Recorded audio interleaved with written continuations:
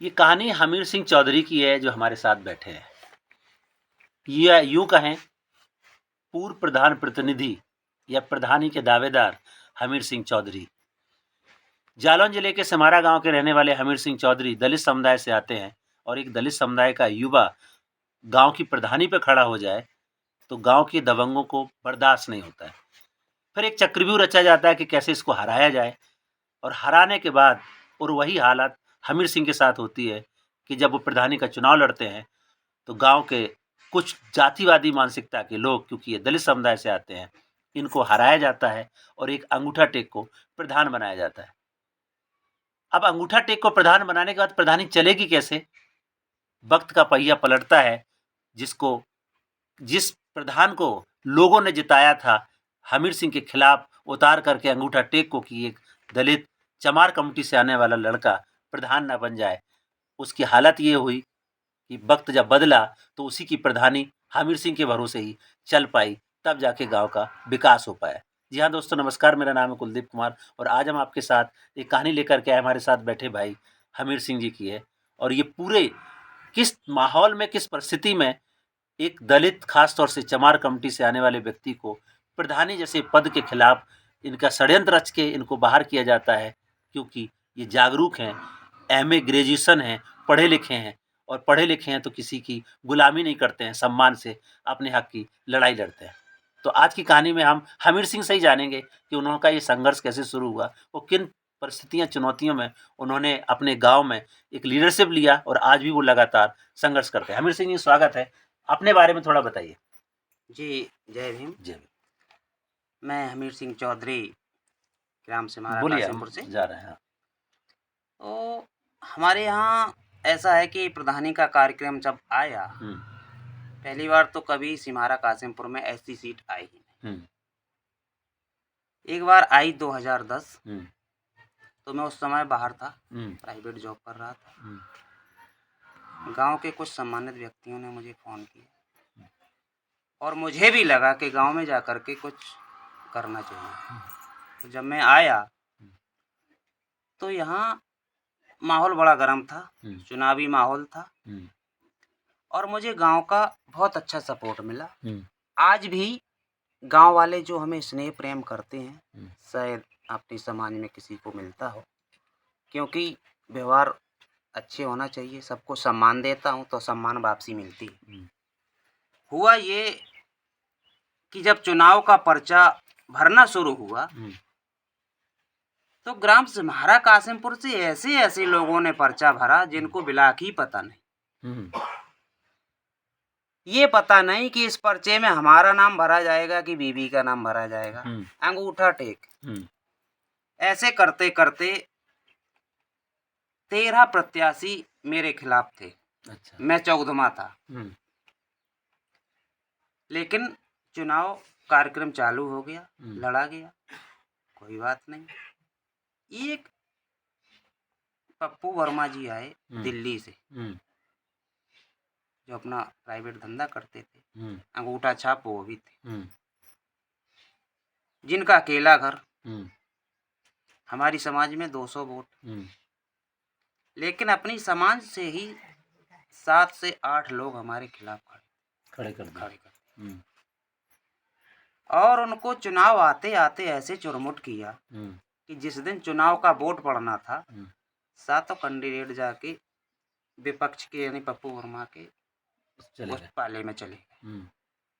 कोई बात नहीं, लोगों ने समझा कि ये, उसका कारण ये रहा कि लोगों ने समझा कि अगर इसको बनाते हैं तो ये आदमी एक्टिव है, एक्टिव है तो कुछ करेगा, कुछ करने वाला चाहिए ना था। लोगों ने ग्राम प्रधान चुना पप्पू वर्मा, जो अंगूठा छाप। प्रधानी मिलने के बाद ऐसा मोड़ आया कि वो ये कहने लगा कि प्रधानी हमें गलत मिल गई। लोगों के मन में लगा कि भैया क्यों? बोले यार, हम टमाटर बेच के 2000 रुपया शाम को कमाने वाले, और यहाँ प्रधानी में तो चाय पिलाओ, नाश्ता कराओ, वीडियो साहब को नमस्कार करो, कहीं किसी को करो, यार ये कैसे चलेगा? हम तो प्रधानी छोड़ देंगे। हमारे पास आया, रिश्ते में हमारे चाचा जी हैं, गांव के हिसाब से। हमने कहा नहीं, आपने हमें हराया, कोई बात नहीं, ये वोट है, लोगों का मत है, जिसको इसमें कोई लड़ाई की बात नहीं। लोगों ने आपको मत दिया, आप इसका प्रयोग करिए, गांव का विकास करिए। यार बोले कहाँ जाएं, कहाँ ना जाएं, कोई बोलता नहीं, कोई सुनता नहीं। रोज 1,000-500 रुपया खर्चा होता है, मिलता कुछ है नहीं। कि हमने कहा ना, मिलने के लिए नहीं, गांव के विकास के लिए आपने चुनाव लड़ाया, आप गांव का विकास करिए। बोले ठीक है। ऐसे करके उन्होंने हमको साथ लिया। हमने उनको जाकर अधिकारियों से जाके मिलवाया, बिलाक गया, उरई गया, सब जगह जहाँ उनको मेरी ज़रूरत पड़ी, रात में, दिन में, सुबह शाम मैंने उनका साथ दिया। ऐसे करके उनके 5 साल पूरे करवाए और गांव में कुछ विकास हुआ। अब लोगों को लगा कि यार इसको हराया था और यही प्रधानी करवा रहा है, तो इसका मतलब, और मेरा कोई लालच नहीं उनसे कि हम तुम्हारे साथ जाते हैं तो हमें पैसा चाहिए या कुछ नहीं। नहीं, मेरा मकसद एक ही था कि गांव का कुछ विकास होना चाहिए। और मैं आपको सही बताऊं तो मेरा मकसद आज भी है कि जब भी मुझे सेवा का मौका मिलेगा तो मैं गांव का विकास ही करूंगा। तो हमीर सिंह जी, ये जो सोच जो गांव में है, खास तौर से जातिवादी सोच, उसको आप कैसे देखते हैं? क्योंकि ये पूरा षड्यंत्र पूरे, आप अलग जिले के अलग अलग गांव में भी आप देखें और ये चीज़ें सामने आती हैं कि लीडरशिप में जब दलित समुदाय में एक चमार कमेटी का लोग खड़े होते हैं या फिर कोई दूसरा दलित समुदाय में होता है, तो गांव में कोशिश ये रहती है कि ऐसे व्यक्ति को प्रधान बना दिया जाए जो हमारे रिमोट कंट्रोल पे काम करे, और थोड़ा सा एक्टिव होता है तो उसके साथ यही होता है जो हमीर सिंह के साथ हुआ। इसको आप कैसे देखते हैं? देखिए, मैं आपको सही बात बताऊं तो रिमोट कंट्रोल में वही लोग आते हैं जो जागरूक नहीं है, इनको संविधान का ज्ञान नहीं है, इनको कानून का ज्ञान नहीं है, जिनको खुद अपना इतिहास पता ना हो, वो तो गुलाम बन ही जाएंगे। हाँ, रही बात मेरी, तो मैं, हमारे गांव में ऐसी भी सोच ज़्यादा नहीं है कि हमें इनको गुलाम बना के रखें। लेकिन हाँ, कुछ लोग ऐसे होते हैं, उन्हें लगता है कि अगर इसको प्रधानी उस बार में दे देते यार तो कुछ गड़बड़ करेगा। लेकिन नहीं, मेरा विचार ऐसा है नहीं। उन्होंने कहा कि अब बताइए, अपने समाज से, हमारे समाज में 170 से 80 वोट और मेरे खुद परिवार का 60-70 वोट, वो नहीं मिला। बिल्कुल। तो मैंने सोचा कि कुछ कारण है, या तो हम में कमी है या लोगों को जलन। तो बाद में यही पता चला कि इनको बना के कुछ गड़बड़ करेंगे, ये हमें मान सम्मान नहीं मिलेगा, ये पैसे वाले हो जाएंगे। लेकिन उनकी सोच नेगेटिव रही। जब वो प्रधान बन गए तब लोग तीसरे दिन ही चिल्लाने लगे कि यार हम लोगों ने गलत किया। तो हमने भी कहा कि ठीक है, आपने गलत किया हो, अच्छा किया हो, जो भी किया है आपने, जैसा किया हमने तो स्वीकार किया। और सबसे बड़ी बात ये रही कि जब 1 महीना भी नहीं बीता, लोग आके कहने लगे कि अगला नंबर आपका आएगा, आप चिंता न करें। ऐसे तो करके ये आपकी एक तरीके से जीत है हमीर सिंह जी। और निश्चित तौर से बाबा साहब अम्बेडकर ने बोला था कि वोट एक वो दो धारू तलवार है, इससे आप अपना विकास वाला नेता भी चुन सकते हैं और आप ऐसे भी व्यक्ति को चुन सकते हैं जो आपको और उसमें लेकर के चला जाए। आप आगे की सोच क्या है? अब आगे क्या प्लानिंग है? देखिए, आगे की सोच तो यही है, तो मैंने तो यही सोचा कि मैं चुनाव हारा नहीं हूँ। आने वाले समय में अगर मुझे मौका मिलेगा तो मैं चुनाव लड़ूंगा और गांव की सेवा के लिए तत्पर रहूंगा। और मुझे भरोसा भी है, जो हमारे गांव के सम्मानित व्यक्ति, हमारे युवा साथी, हमारी माताएं, हमारी बहनें, मुझे इतना प्यार मिलता है गांव में कि मुझे लगता है कि प्रधानी हमसे ज़्यादा दूर है नहीं। बिल्कुल। तो हमीर सिंह जी, अभी गांव में सरकारी स्कीम, सरकार बहुत सारी स्कीमों की बात करती है और मैंने अभी आपके गांव में देखा कि बहुत सारी महिलाएं जो वाल्मीकि समुदाय से आती हैं, उनके साथ छुआछूत का माहौल रहता है। बहुत सारे लोगों को सरकार की स्कीमों के लाभ ही नहीं मिले हैं। तो इस तरीके के माहौल में आप कैसे एजेंडा सोचते हैं कि इस देश में जो छुआछूत भेदभाव है उसको ख़त्म करना है? क्योंकि ये लीडरशिप तो किसी न किसी को लेनी पड़ेगी, पहल तो किसी न किसी को करनी पड़ेगी। देखिए, सबसे पहली बात है, हमारे यहाँ जो अभी ग्राम प्रधान आनंद राठौर है, वो हमारा शिष्य है। अच्छा। मैंने उसको कोचिंग पढ़ाई है, तो उसका विचार भी बहुत अच्छा है। कानून को मानने वाला व्यक्ति है, सबको सम्मान देने वाला व्यक्ति है, और उसके यहाँ ज़्यादा भेदभाव का काम है नहीं।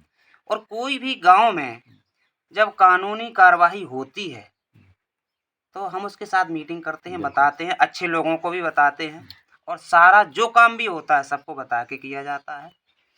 ज़्यादा भेदभाव नहीं किया जाता है। और रही बात के काम की, तो काम तो इतना नहीं आता है कि 100 लोगों में 100 को मिल जाए। तो ये प्रधानी ऐसा पद भी है कि सब लोग संतुष्ट भी नहीं हो सकते। बाकी का काम अभी तक तो है जो वो अच्छा कर रहा है, जो भी। तो हमीर सिंह जी, आपने बताया कि वर्तमान जो प्रधान है वो आपका पढ़ा है हुआ, आपने कहाँ तक शिक्षा हासिल की और आप ऐसे कितने बच्चों को अब तक पढ़ा चुके हैं? मैंने अभी तक बहुत बच्चों को पढ़ाया है, कुछ के गांव के ही बच्चे हैं और मैं उरई में रहता रहा, वहाँ भी कोचिंग की है हमने। मैं एमए बीएड हूँ। आनंद राठौर हमारा पढ़ाया हुआ चेला है, ये ग्राम प्रधान है। हमारा एक और भतीजा भी लगता है राठौर, राजकुमार भाई साहब का लड़का अंशु राठौर, आज वो मैनेजर है बैंक वहाँ कंपनी में। ऐसे कोई लड़के पुलिस में हो गए, उरई में पढ़ाए हमने, कोई आर्मी में लगे हैं, और ऐसे करके कई बच्चे हमारे सफल हुए हैं, लड़कियां भी सफल हुई हैं।